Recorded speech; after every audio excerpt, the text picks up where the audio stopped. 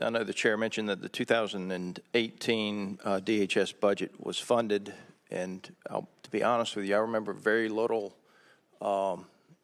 discussion about the budget. I think it was just accepted and it was done. And I would just point out to the other members that in the fiscal year 18 budget, there was $1.375 billion for border wall construction, $251 million in San Diego, $445 million for the Rio Grande Valley, $196 again for the Rio Grande Valley, $445 for San Diego, El Centro, Yuma, and Tucson. 84 miles in all. The President has now requested funding for an additional 215 miles, a significant portion of which is the completion of the border wall in those very areas where it was started under the 2018 appropriations, where there was little, if any, discussion. Certainly no discussion about it being immoral to do such a thing. I want to follow up on what my colleague, Ms. Hartzler, said, and the Congress lady from Virginia, Ms. Loria. I believe the point she was getting at, and I want to encourage my colleagues, I don't pretend to tell anybody on this committee what to do, but I would suggest that it go down to SOUTHCOM to discuss Jayada South and the things that go on down there and what can be done to stop the flow of drugs in the United States is well worthwhile and would be worth the committee actually having a hearing on. But if I may, reading from a report from Latin America, from, forgive me, I don't have the name who did this. As of 2016, 43 of the 50 most homicidal cities in the planet were located in Latin America. Is that consistent with your beliefs, gentlemen? Sir, I confess I am not familiar with the particular statistics you're citing, but obviously there are a number of cities in Latin America that do experience a high rate of homicides. At least 17 of the top 20 countries in the world with regard to homicide rates are located in Central America.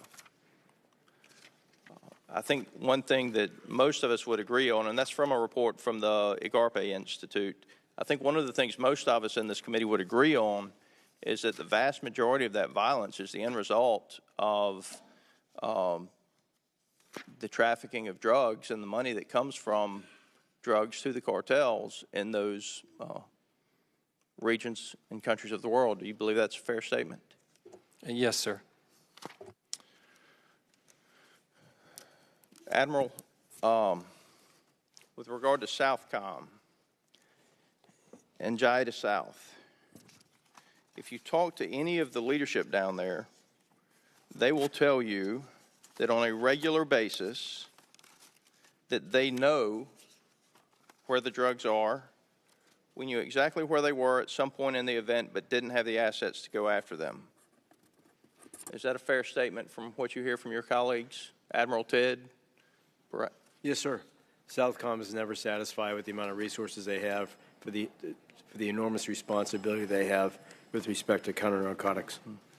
So since September the 11th, my understanding, and certainly numbers vary a little bit, but somewhere around 10,000 Americans have lost their lives, civilian and military, in what we call the global war on terror. Is that pretty close to an accurate number? 3,000 September 11th. I think that's about right, sir. We lose 5,000 Americans every month to drug overdoses, more so today than just a few years ago. It's growing, quite honestly, exponentially. It's baffling to me that we give SOUTHCOM the leftovers when these acts of terrorism in our backyard are coming from the Western Hemisphere. They're in the Western Hemisphere. We spend virtually nothing on SOUTHCOM. Jayada South, $435.5 million, less than 1.5% of the U.S. counter-narcotics budget.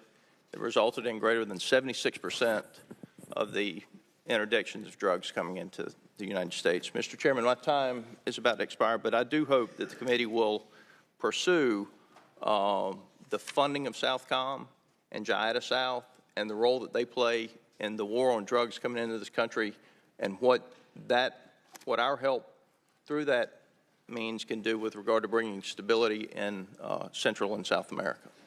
Thank you, Mr. Scott. I think it's very important. I will point out we are going to have the SOUTHCOM commander testify on our normal